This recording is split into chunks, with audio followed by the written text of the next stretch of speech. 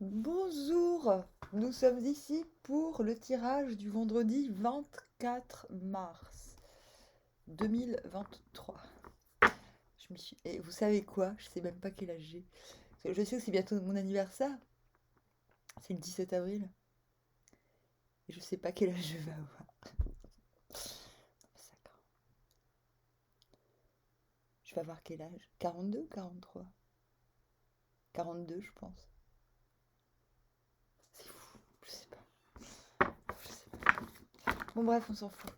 Alors, 3 de coupe à l'envers, tiens. Tiens! Alors moi, par contre, j'ai pas dormi de la nuit, je suis un petit peu sous le choc. 8 de pentacle, parce que j'ai des vibes de surexcitation, il y a une tempête ici. Alors là, ça s'est arrêté, sinon j'aurais pas pu faire la vidéo parce que ça crachait grave. 8 de pentacle. Valet d'épée à l'envers. 6 d'épée. Ça y est, on l'a retourné. Ça y est. Ah.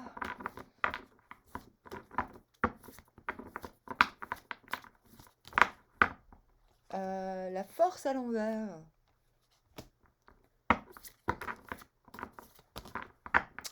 Et la justice. Nous venons du 7 d'épée. Scepticisme, méfiance. Ouh là là. C'est qui ce zouave? Et on va vers le 3 de baguette encore et encore. Très bien. Bon, hier c'était 3 de denier. Je m'en rappelle. Donc venir de cette d'épée, c'est se retrouver un petit peu quoi? Se réarmer par rapport à une situation. Il y a vraiment une idée de se réarmer. Et j'insiste parce qu'aujourd'hui, j'ai vraiment pensé à prendre les armes. Bon, vous inquiétez pas, ce sont des armes poétiques. Et pour moi, c'était pas dans une situation particulière, c'était vraiment un cheminement. Je me disais que. Je me disais, au final, dans tout ce que j'ai pu faire de révolutionnaire, ce que j'ai fait de plus révolutionnaire, c'est d'être gentil. Enfin, ce qui a le plus choqué, je pense, c'est ma gentillesse. Et deuxièmement, de m'auto-défendre. Du coup, ça me parle un petit peu. Non, parce qu'en ce moment, on parle beaucoup de révolution, ça fantasme beaucoup sur le retour de la Révolution française et compagnie. Mais bon, je pense que la révolution, c'est quelque chose de naturel. Les révolutions humaines sont toujours superficielles. Euh, donc la révolution, il ne s'agit pas de s'y... En fait, il ne faut pas vraiment s'y adapter, j'ai envie de dire. Bien au contraire. Euh,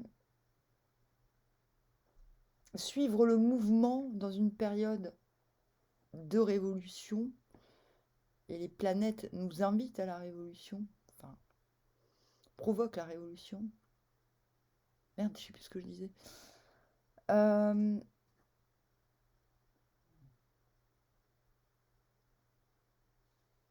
la révolution nous invite à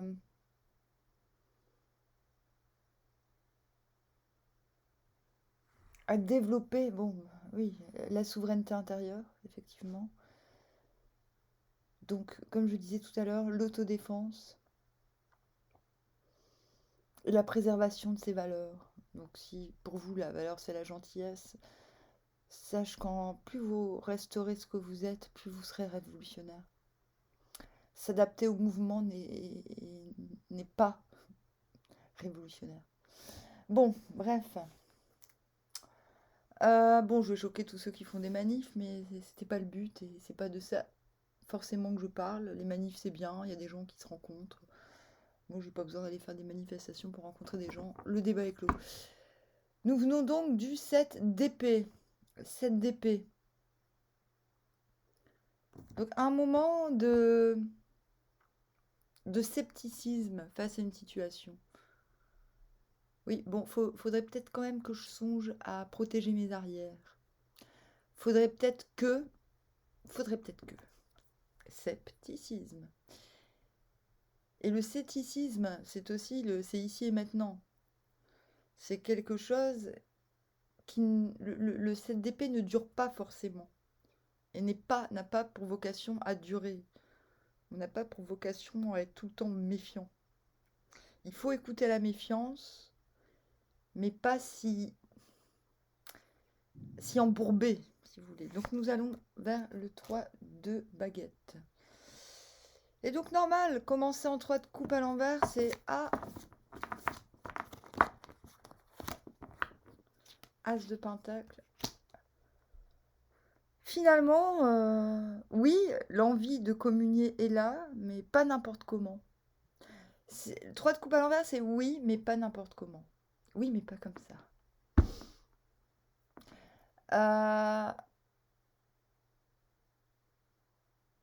D'autant plus que vous allez vers le 6 d'épée, à l'endroit cette fois-ci. Donc le but étant de s'alléger, c'est comme si le fait de communier pouvait vous alourdir émotionnellement. Vous ne voulez pas vous alourdir de plus émotionnellement. Ça ne veut pas dire que vous êtes psychorigide. Ça veut juste dire qu'avec cet as de pentacle à l'envers à l'intérieur, il y a quelque chose qui démarre, qui ne va pas donner d'effet visible dans la matière maintenant, mais dans la durée. Donc si vous commencez à fanfaronner ou à vous accoquiner, vous risquez d'être moins léger. Voilà, c'est tout. Et c'est pas de la méchanceté, du non-vouloir, d'être avec les autres, c'est très pragmatique. On est à côté du 8 de pentacle, il y a la force à l'envers, donc il y a une idée de canaliser, de se canaliser, de combattre un petit peu ces démons, parce que je pense que l'envie est là quand même, de communier, de partager. L'ermite à l'envers vous emmène justement vers... Donc, 6 d'épée, il y a un moment quand même, quand vous vous reconcentrez sur cet as de pentacle, quand vous vous rappelez ce qui vous appelle finalement à durer, quand vous vous rappelez que vous n'êtes pas à la recherche de résultats visibles dans l'immédiat, mais plutôt dans une forme de mise en place d'une prospérité à venir, boum, vous allez vers la lumière avec le 6 d'épée. Vous êtes vraiment allégé. Il faut vraiment se débarrasser de... C'est peut-être pas votre envie de communier, mais peut-être que vous avez des invitations, peut-être que vous avez des sollicitations. Et là, quelque chose vous appelle ailleurs. Et c'est quelque chose qui vous est propre, mais qui sera partageable plus tard. Vous voyez ? Avec l'ermite à l'envers, intérieurement, c'est exactement ce que je viens de dire. Quelque chose sera partagé, mais plus tard. Vous voyez ? Vous voyez ? Avec la lampe torche. Et c'est par là la sortie.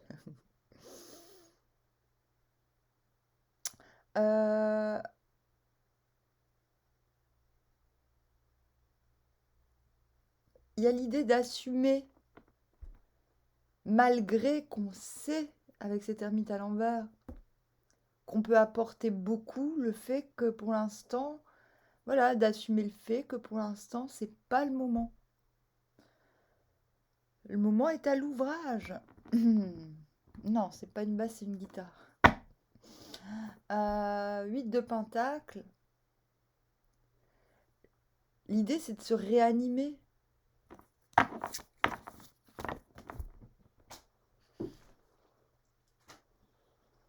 Deux de baguette. Une fois que vous vous êtes remis à l'ouvrage, parce que je pense vraiment qu'il y a eu une scission avec l'ouvrage. Ce 3 de coupe à l'envers, c'est comme si quelque chose vous avait détourné de votre âme. Oui, je vais loin, mais vraiment, quand on fait les choses de manière spontanée est évidente, c'est qu'on est aligné avec son âme. Quand le 8 de denier sort, c'est pour nous dire que ça y est, ça revient. Là, vous pouvez, avec ce 2 de baguette, intérieurement... Ah oui, je vous l'ai dit que c'était le 2 de baguette. C'est une fois que vous vous réanimez, une fois que vous vous remettez à l'ouvrage, une fois que vous vous sentez à une place plus claire aussi, que vous pouvez vous remettre à vous projeter, à planifier. Mais tout ça se fait en œuvrant. Avec cette force à l'envers, il y a encore l'idée de se contenir pour ne pas aller vers l'extérieur. D'autant plus qu'on va vers le valet d'épée à l'envers. Et le valet d'épée à l'envers, c'est un peu comme l'ermite, il cherche les réponses en lui-même parce qu'il sait qu'il pourrait être important. La légèreté, elle est en vous, mais elle n'est pas communicable à l'extérieur demain. Pourtant, intérieurement, cette légèreté, vous l'avez, je le répète, avec cette reine d'épée.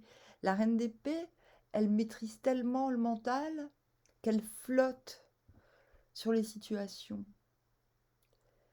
Et une fois que vous avez passé l'épreuve de la force, donc cette idée de se canaliser plutôt que d'être tenté par apprivoiser l'extérieur, c'est un apprivoisement de vous-même qui vous permet de ne pas être tenté. On n'a pas besoin du diable pour être tenté, mais à tous les coups, on va le sortir.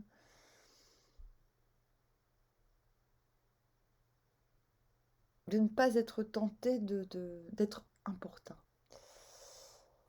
N'oublions pas que nous tendons vers le 3 de baguette. Le 3 de baguette, c'est une patience, c'est une attente active. Oui, on attend quelque chose, on attend une nouvelle vague, un nouveau mouvement qui viendra de l'extérieur, on sait qu'il vient, c'est nécessaire, mais pas au point d'entraver sa propre action et son propre mouvement intérieur.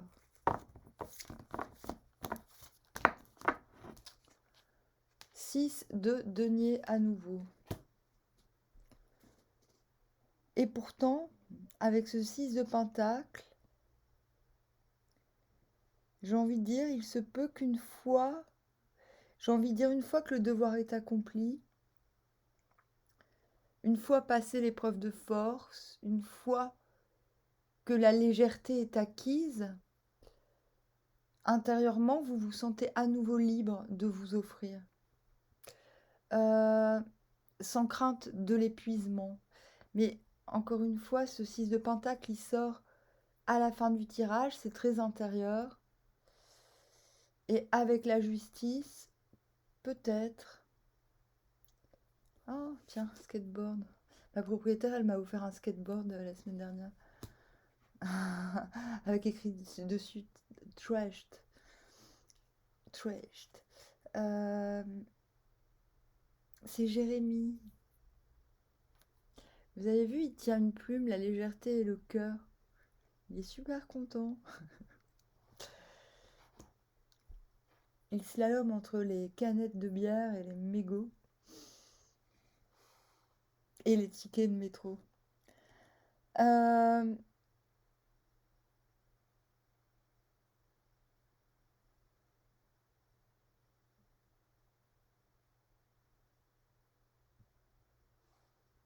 Je sais pas quoi dire, je sais pas comment interpréter. C'est comme hier, on termine avec la mort. En fin de tirage comme ça. Vu qu'on va vers le 3 de baguette. La justice, je la trouve neutre. La mort aussi, remarque.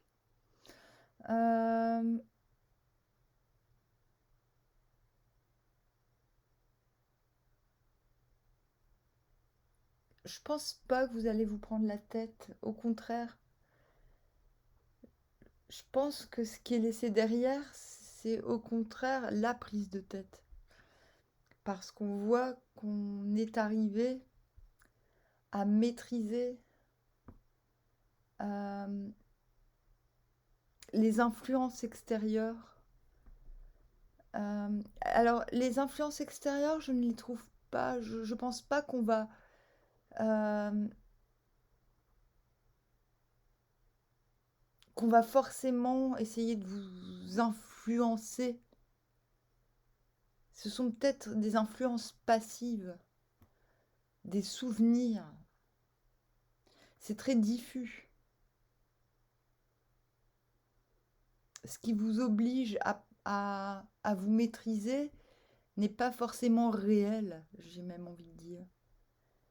C'est peut-être une tendance à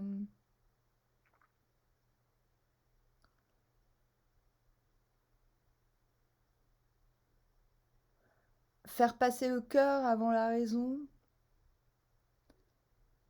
Euh, Donc je disais, on tend quand même vers un 3 de bâton. Le 3 de bâton attend quelque chose de l'extérieur pour stabiliser le tout.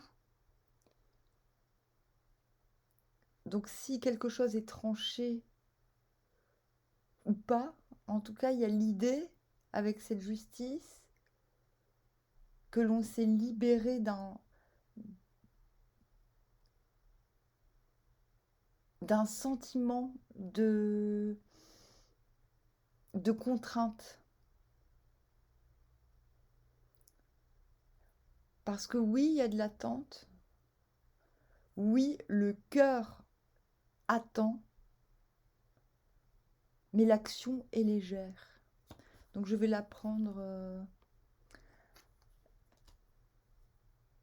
La justice est aveugle, elle a pesé, elle a aligné le cœur et l'esprit.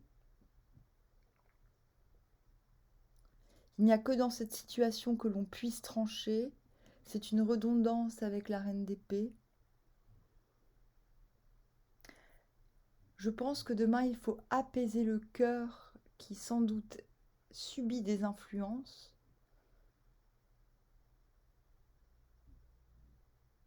Non pas pour faire vaincre le mental sur le cœur, mais pour vraiment équilibrer le tout. Mais cela doit passer par une forme de lâcher prise sur les ressources. Ce sera possible quand vous vous direz « ça y est, maintenant je peux me lâcher ». Il faut sortir de cette contrainte générée peut-être par une reprise d'activité, une reprise d'ouvrage qui nécessite une concentration particulière, qui nécessite peut-être une compensation derrière. Et cette compensation, vous n'allez pas aller la chercher à l'extérieur, mais à l'intérieur. Et c'est ça qui va permettre de relâcher la vanne. Et donc d'aller vers une patience, une attente active. Je tire une carte du Viking. Ah, marrant. J'en ai deux, je les prends toutes les deux. J'ai 20 et 16. Donc 20, bon, eux, ils appellent ça l'observation objective. Bien agir, bien voir permet de bien agir. Et l'enthousiasme. Le chef populaire obéit aux lois naturelles. Succès. Le respect des traditions apporte la réussite. Bon. C'est pas vraiment ce que j'aurais dit de ces cartes, mais c'est pas grave. L'enthousiasme n'est pas la joie. La joie est basée sur la fermeté.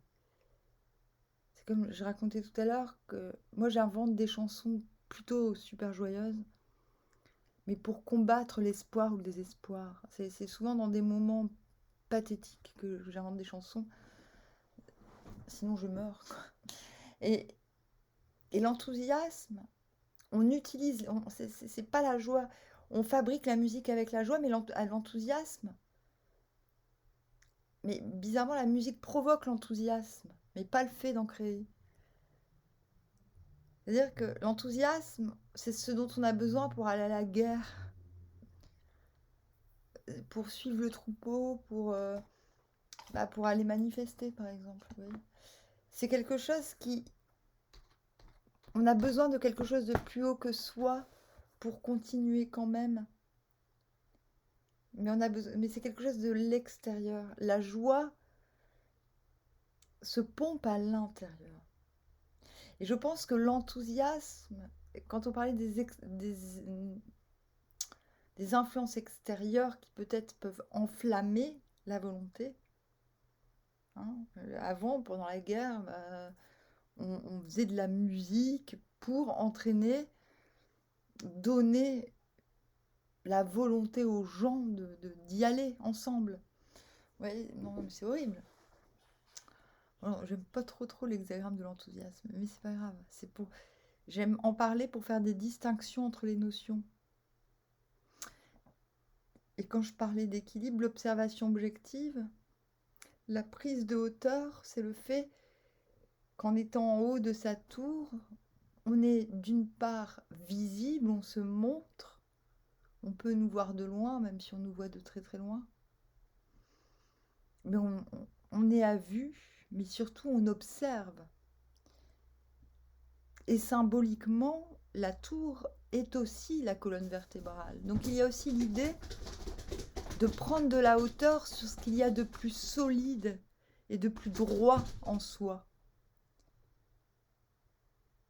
C'est comme si demain il fallait rééquilibrer ce qui était droit en soi et ce qui était droit à l'extérieur.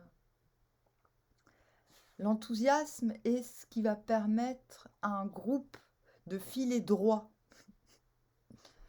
Voilà. La télé, la radio, c'est ça, c'est de l'enthousiasme, c'est du divertissement. Les gens, quand ils vont au travail, ils aiment bien écouter la radio. Le soir, en rentrant, ils aiment bien écouter la télé. Bon, bah c'est ça, c'est l'enthousiasme. Vous comprenez mieux l'enthousiasme, ce que ça veut dire? Donc c'est une tradition diffuse. Quand on suit l'enthousiasme, quand on est assujetti à l'enthousiasme, on n'est pas un acteur de la tradition, mais on a une forme de fil qui nous y rattache. Et pour ne pas tomber, j'ai envie de dire, pour ne pas faire partie pour redevenir acteur de la tradition, entre guillemets,